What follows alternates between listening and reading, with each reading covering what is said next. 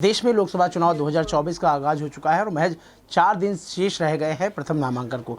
इस पे हम बातचीत करेंगे कि आखिर मुसलमान क्यों वोट दें भारतीय जनता पार्टी को, जहां विपक्ष लगातार कह रहा है कि भारतीय जनता पार्टी के साथ में मुसलमान नहीं है, और जो विपक्षी दल है कोई पीडीए फार्मूला अपना रहा, कोई पीडीएम यानी पिछड़ा दलित मुसलमान और पिछड़ा दलित अल्पसंख्यक की जो पॉलिटिक्स है वो कितनी कारगर सिद्ध होगी इस चुनाव में, लोकसभा चुनाव में, और क्या होगा। लखनऊ में खास हमारे साथ बातचीत करने के लिए मौजूद हैं भारतीय जनता पार्टी अल्पसंख्यक मोर्चा के प्रदेश उपाध्यक्ष आमिर शमसी साहब। सर बहुत बहुत स्वागत है आपका टीवी से। क्या कहेंगे, जो विपक्षी दल हैं वो कहते हैं कि पीडीएम फार्मूला और पीडीए फार्मूला, ऐसे में भारतीय जनता पार्टी के सामने एक बड़ा चैलेंज है और शिया समुदाय के बड़े नेताओं में से आप लोगों का शुमार होता है, कैसे डैमेज कंट्रोल को मैनेज करेंगे, ये सबसे बड़ा चैलेंज भारतीय जनता पार्टी के पास होगा। डैमेज कंट्रोल कहाँ पर है?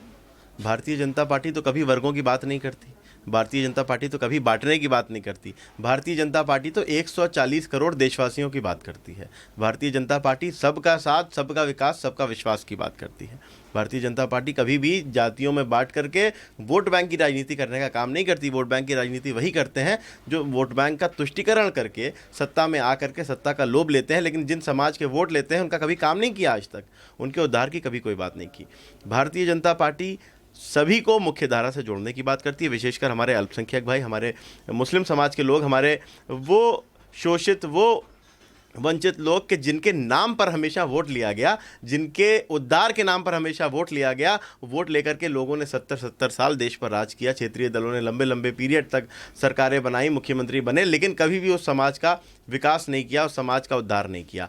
ऐसे लोगों के विकास की, ऐसे लोगों के उद्धार के लिए भारतीय जनता पार्टी समर्पित है, सभी 140 करोड़ देशवासियों के लिए भारतीय जनता। लखनऊ की अगर बात करें, लखनऊ में भी हमारे रविदास मल्होत्रा इससे बात हुई, उन्होंने कहा कि राजनाथ सिंह अपने विधायकों की मौत पर नहीं आए, ऐसे में वो जनता के पास क्या आएंगे, रक्षा मंत्री होने के बावजूद वो यहाँ से कॉन्स्टिट्यूंसी से सांसद भी है। ऐसे में एक बड़ा प्रश्न उठता है, ये जो सवाल विपक्ष लगातार उठा रहा है, लगातार वो लोगों के बीच में जा रहे हैं, इस तरह के आरोप लगा रहे हैं, क्या कहेंगे? भारत के यशस्वी रक्षा मंत्री, हमारे लखनऊ के लोकप्रिय सांसद आदरणीय राजनाथ सिंह जी पल पल अपने लखनऊ वासियों का ख्याल रखते हैं, लखनऊ वासियों की चिंता करते हैं, और लखनऊ को लखनऊ बनाने का काम राजनाथ सिंह जी ने किया है। लखनऊ को ट्रैफिक जाम से निजात दिलाने का काम राजनाथ सिंह जी ने किया, लखनऊ को आधुनिक रेलवे स्टेशन देने का काम राजनाथ सिंह जी ने किया, लखनऊ को बेहतरीन टर्मिनल 3 देने का काम राजनाथ सिंह जी ने किया, लखनऊ को आउटर रिंग रोड देने का काम राजनाथ सिंह जी ने किया। और ये जो लोग आरोप लगा रहे हैं कि राजनाथ सिंह जी पर इस तरह के, मैं उनको बता दूं कि कोरोना काल में जब आप सब दरवाजे बंद करके घरों में दुबक करके बैठे हुए थे, उस वक्त राजनाथ सिंह जी थे जो घरों घरों तक लोगों को सहायता और राहत सामग्री पहुंचाने की बात कर रहे थे। डीआरडीओ अस्पताल खुलवाए जा रहे थे ताकि हमारे क्षेत्रवासियों को, प्रदेशवासियों को, शहरवासियों को कोई समस्या ना आए, कोई परेशानी ना आए। ऐसा प्यार करने वाला, ऐसा सम्मान देने वाला सांसद हमारे लखनऊ से है। तीसरी बार पुनः प्रत्याशी है और इस बार लखनऊ की जनता ने कमर कस ली है कि 5 लाख पार करेंगे, और 5 लाख पार के टारगेट से को लेकर के हमारे लखनऊ की जनता चल रही है। 5 लाख से ज्यादा मार्जिन से आदरणीय राजनाथ सिंह जी जीतने जा रहे हैं। तो कह रहे कि 3 लाख वोटों से भारतीय जनता पार्टी के प्रत्याशी यानी आदरणीय राजनाथ सिंह को हराने का काम करेंगे, और जो कुछ भी था पिछले रिज्यूम में अब जनता समझ चुकी है, मुस्लिम एक्टिव हो चुका, पढ़ा लिखा मुस्लिम है, उसे बरगला नहीं कर सकती भाजपा ने हमेशा मुस्लिम विरोधी होने का काम किया, हिंदूवादी पार्टी होने का काम किया। ऐसे में मुसलमान क्यों वोट दे, एक बड़ा चैलेंज है।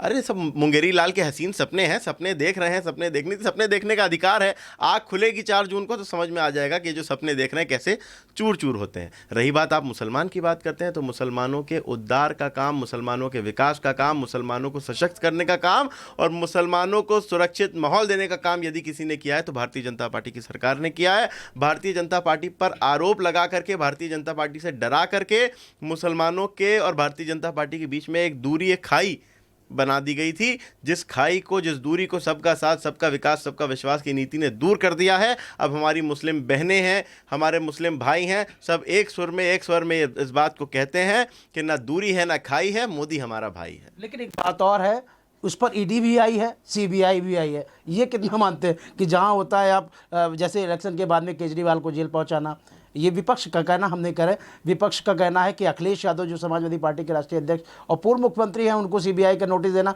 इलेक्शन के समय पर आप लोग दबाव बनाने का काम करते हैं, सीबीआई और ईडी का दुरुपयोग कर रहे हैं। ये बात अच्छी तरह से जानते हैं कि संस्थाओं का दुरुपयोग किसने किया है।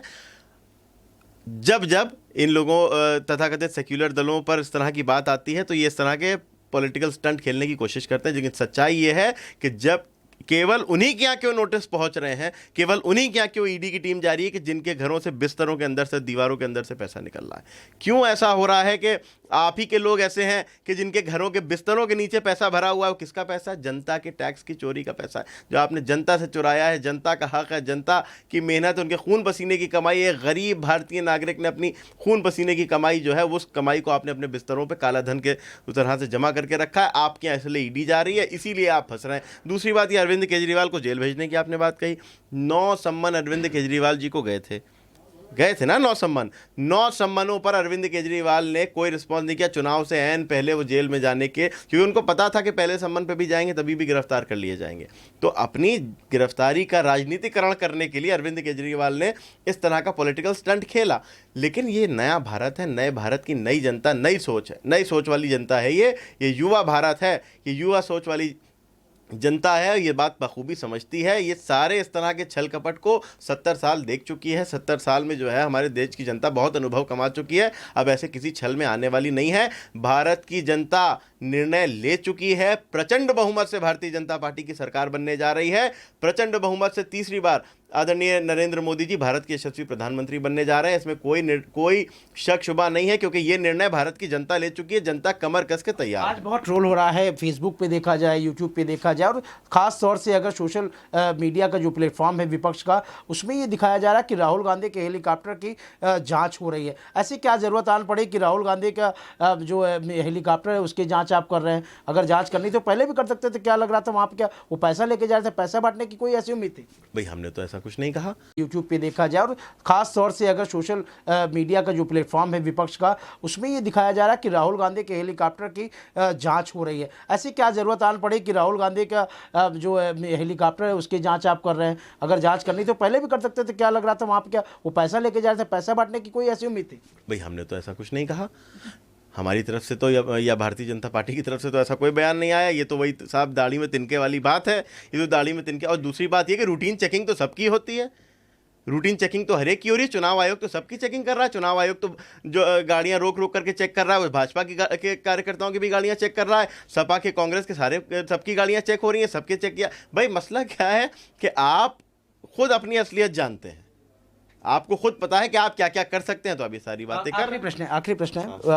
रविदास मल्होत्रा का कहना साफ है, और भी लोगों से मेरी बात हुई जब हम लोग गए, कि अगर बैलेट पेपर से चुनाव करा दें तो सारी हकीकत सामने आ जाएगी। कहीं ना कहीं ईवीएम और सरकारी मशीनरी का दुरुपयोग करी भारतीय जनता पार्टी। ईवीएम और सरकारी मशीनरी की दुरुपयोग की बात करने वाले, बेचारी ईवीएम एक ऐसी मशीन हो गई है कि जो हर चुनाव में बदनाम हो रही है। 2014 से मैं देख रहा हूँ। अच्छा, 2014 से पहले जो है वो एकदम पाक थी ईवीएम, लेकिन 2014 के बाद से अचानक आप देखिए तो ईवीएम पर सवाल उठना शुरू हो गए। लेकिन जब कहीं उपचुनाव में हमारे तथाकथित सेक्युलर दल जीतते हैं तब ईवीएम पर सवाल नहीं उठाते। जब कर्नाटक में इनकी सरकार बनती है तो ईवीएम पर सवाल नहीं उठाते। जब तेलंगाना में जीतते हैं तो ईवीएम पे सवाल नहीं उठाते। जब और कहीं जीतते हैं, अन्य किसी प्रदेश में छोटे मोटे जीत जाते हैं तो ईवीएम पे सवाल नहीं उठते। जहां हारते हैं वहां बेचारी ईवीएम बदनाम हो जाती है।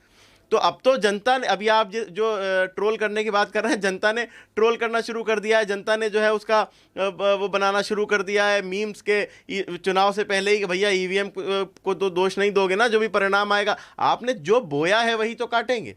आपने जो किया है आप वही सामने आएगा। आपने जनता के साथ धोखा दिया था, इसलिए जनता ने आपका सुपड़ा साफ कर दिया। नरेंद्र मोदी जी ने जो कहा वो करके दिखाया, इसलिए जनता उनके साथ है। लखनऊ में भी आज उपचुनाव को लेकर के भारतीय जनता पार्टी मुख्यालय से एक नई वो जारी हुई है, प्रत्याशियों की सूची जारी हुई, जिसमें अगर बात कर ले तो लखनऊ पूर्वी की सीट पर ओपी श्रीवास्तव पे आपने विश्वास जमाया। कितना कारगर होगा लोकसभा चुनाव के साथ में विधानसभा चुनाव आप करा रहे हैं, लखनऊ पूर्वी की सीट को लेकर के आपका क्या मत है? उत्तर प्रदेश की जनता, भारत की जनता, लखनऊ की जनता, यहाँ के साथ साथ लखनऊ पूर्वी विधानसभा की जनता भी निर्णय ले चुकी है।